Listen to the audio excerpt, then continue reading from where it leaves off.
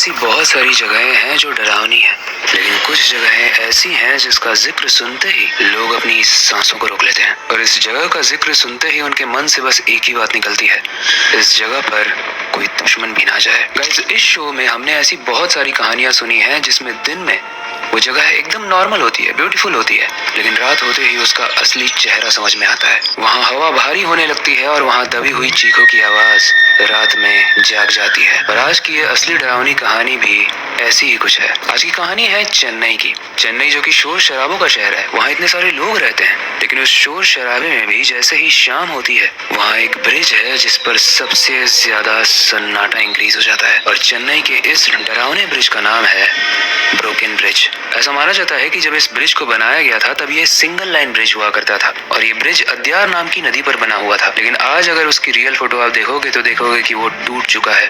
अब वो एक नहीं बल्कि आधा ब्रिज है। और ऐसा माना जाता है कि इस ब्रिज के टूटने के पीछे एक बहुत ही दर्दनाक और डरावनी कहानी है, जिसके बाद से इस ब्रिज के नीचे सिर्फ पत्थर और पानी नहीं बल्कि कुछ और भी रहने लगा। लेकिन ऐसा कौन सा रीजन है जिसकी वजह से ये ब्रिज नॉर्मल ब्रिज से एकदम डिफरेंट है और डरावना है, वही जानेंगे आज की स्टोरी में। लेकिन उससे पहले हेलो गाइस, मेरा नाम है अविनाश कुमार और आप देख रहे हो सीखो ऑफिशियल शो हॉरर स्टोरीज। आज की डरावनी कहानी में दो कैरेक्टर्स हैं, प्रिया और कार्तिक। ये दोनों ही आईटी प्रोफेशनल्स थे, मतलब आईटी कंपनी में काम करते थे। इनकी ये यूजुअल हैबिट थी कि वीकेंड्स पर, यानी जिस दिन इनकी छुट्टी होती थी, उस दिन ये रात में देर तक घूमते थे। और एक दिन ऐसे ही ये घूमते हुए उस अद्यार नदी के पास पहुंच गए। कार्तिक को याद है कि उसके दोस्तों ने कहा था कि ये जो जगह है अद्यार नदी वाली, ये एक डेट के लिए बहुत परफेक्ट है। यहाँ शांति है, ये सुंदर है और सबसे इम्पोर्टेंट, यहाँ भीड़ बिल्कुल नहीं है। अब कार्तिक प्रिया को पसंद करता ही था, तो उसने सोचा कि ऐसी ही जगह पर जाना अच्छा रहेगा जहाँ पर लोग बहुत कम हो, ताकि वो क्वालिटी टाइम स्पेंड कर पाए। अब कार्तिक प्रिया को लेकर तो क्वालिटी टाइम स्पेंड करने के लिए आया था, लेकिन उसके साथ जो होने वाला है वो कहानी में एक ट्विस्ट लाने वाला है, इसलिए आगे तक बने रहना। कार्तिक ने प्रिया को अपनी कार से पिक किया, उस ब्रिज के पास गया और पहुंचने के बाद वहां से उतरकर उस टूटे हुए ब्रिज की तरफ चलने लगा। अब बड़ी ही स्ट्रेंज बात है कि ब्रिज के नीचे पानी का बहाव काफी तेज था, लेकिन फिर भी ब्रिज के ऊपर इतना सन्नाटा था कि उन्हें अपने ब्रीदिंग की, अपने सांस की भी आवाज आ रही थी। अब दोनों ही इस ब्रिज के पास बैठे हैं और प्रिया उससे मजाक करती है कि सुना है यहाँ पर कोई और भी रहता है जो दिखता नहीं है। ऐसे में कार्तिक हंस के बोलता है कि क्या यार, तुम हर जगह पर यही हॉरर शो ले आती हो। आई मीन, सीखो के अविनाश कुमार वाला हॉरर शो की बात नहीं कर रहा हूँ, लेकिन कोई तो हॉरर शो होगा ही जिसकी कार्तिक बात कर रहा होगा। वेल, एक तरफ तो ये लोग जोक कर रहे थे, लेकिन दूसरी तरफ से उन्हें एक आवाज सुनाई देती है और वो आवाज आ रही थी उस नदी के अंदर से। जब वो दोनों ही उस नदी के अंदर देखते हैं तो उन्हें एक चेहरे जैसा कुछ दिखता है। ध्यान से देखने पर वहाँ बस लहरों की आवाज आ रही थी। और कई बार ऐसा लगता है ना कि बहुत सारी आवाजें मिक्स होकर एक डरावनी आवाज बन जाती है, तो कार्तिक को लगता है कि शायद ये वैसी ही कुछ आवाज होगी। बेसिकली ये एक वहम होगा उन लोगों का। लेकिन तभी उन्हें पीछे से एक आवाज सुनाई देती है, एक आवाज जो कहती है ज्यादा देर तक यहाँ पर मत रुकना। जब कार्तिक पीछे मुड़कर देखता है तो वो देखता है कि एक लोकल वहाँ पर जो मछली पकड़ने वाला था वो ये कह रहा था। वो देखने में एक देहाती इंसान लग रहा था जिसने अपने हाथ में बड़ी सी मछली पकड़ी हुई थी। अब कार्तिक को तो अपने क्वालिटी टाइम में डिस्टर्बेंस हो ही गया था, लेकिन फिर भी उसको वो बड़ी क्यूरियोसिटी से देख रहा था कि ये कैसा इंसान है कि आके हमारे बीच में कबाब में हड्डी बन रहा है। लेकिन तभी वो इंसान कहता है कि तुम लोग शहर के लगते हो, तुम्हें इस जगह की कहानी पता है? वो लोग बोलते हैं इस जगह की कहानी क्या है, शांत जगह है, तो हम लोग अपना क्वालिटी टाइम स्पेंड करने आए हैं, बात कर रहे हैं हम लोग। वो मछुआरा बोलता है कि इस जगह के बारे में अगर तुम्हें पता होता तो शायद तुम यहाँ पर नहीं आते, क्योंकि जिस क्वालिटी टाइम को स्पेंड करने तुम यहाँ पर आए हो वो क्वालिटी टाइम खून से भरा हो सकता है। प्रिया बोलती है भैया आपका मतलब क्या है? कार्तिक को लगता है भाई तुम सच में डिस्टर्ब करने आए हो ना?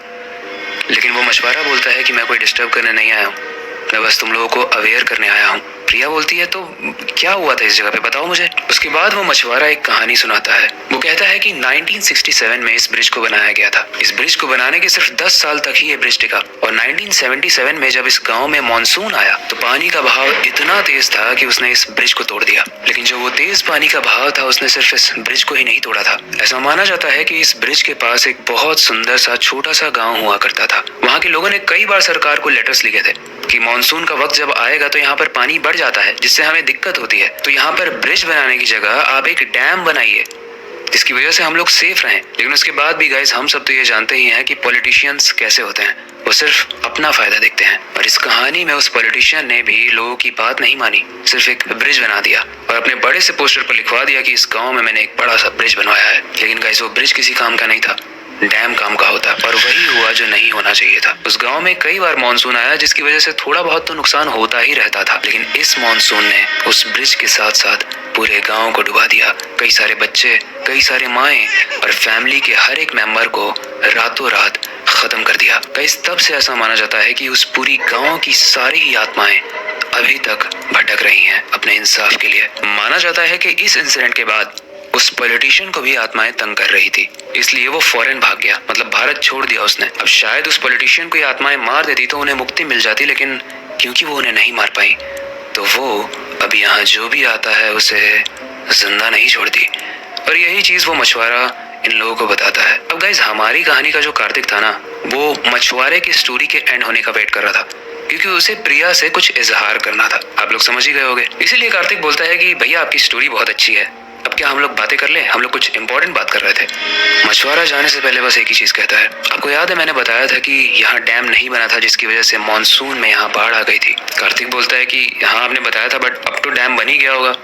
मछुआरा बोलता है डैम अभी भी नहीं बना है और ये सीजन मानसून का है। कार्तिक थोड़ा सा डरता है, बट पानी के बहाव को देखते हुए उसे लगता है कि इतने कम पानी में क्या ही होगा। वो बोलता है ठीक है भैया, हम ध्यान रखेंगे, हम जल्दी निकल जाएंगे यहाँ से। मछुआरा बोलता है कि जल्दी नहीं, अभी निकलो, क्योंकि मैं महसूस कर सकता हूँ कि पानी का बहाव बढ़ने वाला है, और अगर बढ़ने वाला नहीं भी होगा तो वो आत्माएं इस बहाव को बढ़ा देंगी ताकि वो तुम्हें खा पाए। प्रिया बोलती है भैया अब आपका ज्यादा हो रहा है, आप कुछ भी बोले जा रहे हो। मछुआरे को किसी तरीके से वो लोग भगा देते हैं और अब दोनों ही उस ब्रिज के एकदम एंड वाले पोर्शन पर चले जाते हैं। पैर लटकाते हैं, नीचे पानी है और उनके लिए वो बहुत सुंदर सा व्यू है। जो पानी की आवाज नीचे आती है वो वैसे वाकई में सुंदर होती है। मैं भी ऐसे ब्रिजेस पे बैठा हूँ, मतलब टूटे हुए ब्रिजेस पे नहीं, लेकिन ऋषिकेश में भी एक लक्ष्मण झूला है, राम झूला है, वहाँ पर वही पानी की आवाज आती है। लेकिन इन लोगों को नहीं पता था कि अब क्या होने वाला है, क्योंकि रात अब और गहरी हो रही थी। कार्तिक कुछ रोमांटिक बात कर रहा था, तभी उसके पैर पर पानी के छींटे आते हैं। जब वो नीचे देखता है तो वो देखता है कि पानी का बहाव तेज हो चुका है और पानी का लेवल भी काफी ऊपर आ चुका है, इतना ऊपर कि थोड़ा सा नीचे अगर पैर किया जाए तो उसका पाँव डूब जाए। ये देखने के बाद कार्तिक बहुत शॉक हो गया। उसने बोला प्रिया ये बहाव इतना तेज कैसे हो गया, कहीं मछुआरे ने जो कहा था वो सब सच तो नहीं है। गाइस, हमारी कहानी की जो प्रिया है वो इन सब चीजों पर बिलीव ही नहीं करती थी, लेकिन फिर भी प्रिया को जो दिख रहा था उसे देखकर उसे बहुत डर लग रहा था। इसीलिए प्रिया बोलती है कि एक काम करते हैं, हम लोग सेफर साइड के लिए इस ब्रिज से थोड़ा सा पीछे चले जाते हैं। और ये बोलने के बाद प्रिया उठ ही रही थी, तब तक प्रिया का कोई पैर पकड़ लेता है पानी से निकल के। प्रिया कस के चिल्लाती है और कार्तिक उसे खींचने की कोशिश करता है, लेकिन प्रिया पानी में गिर जाती है। अब दिक्कत यह है कि कार्तिक को तैरना नहीं आता है, इसलिए वो कस कस के प्रिया प्रिया चिल्ला रहा है। वो हेल्प मांगने की कोशिश कर रहा है कि आसपास कोई हो तो उसकी हेल्प करे, लेकिन आसपास कहीं कोई भी नहीं था। वो प्रिया को पानी में डूबते हुए देख रहा था, लेकिन वो कूद नहीं पा रहा था क्योंकि उसे स्विमिंग आती ही नहीं थी। प्रिया पानी के अंदर मानो गायब हो गई। कार्तिक बहुत रोया, बहुत चिल्लाया, उसने बहुत हेल्प मांगी, लेकिन कोई भी नहीं था जो हेल्प करने के लिए यहाँ पे था। तब उसे समझ में आया कि उस मछुआरे ने जो कहा था वो एकदम सही कहा था। लेकिन गाइस, वो कहते हैं ना, अब पछताए क्या होते जब चिड़िया चुग गई खेत, यानी जब उसे समझना चाहिए था तब तो उसने समझा नहीं। अब वो जो कर सकता था वो था अपनी जान बचाना, इसलिए वो भागकर अपनी कार में बैठता है और कार को तेज से चलाने लगता है। वो वहाँ से पूरे तरीके से जाने की कोशिश करता है, लेकिन जमीन भी टूटने लगती है क्योंकि पानी का बहाव ही इतना तेज था।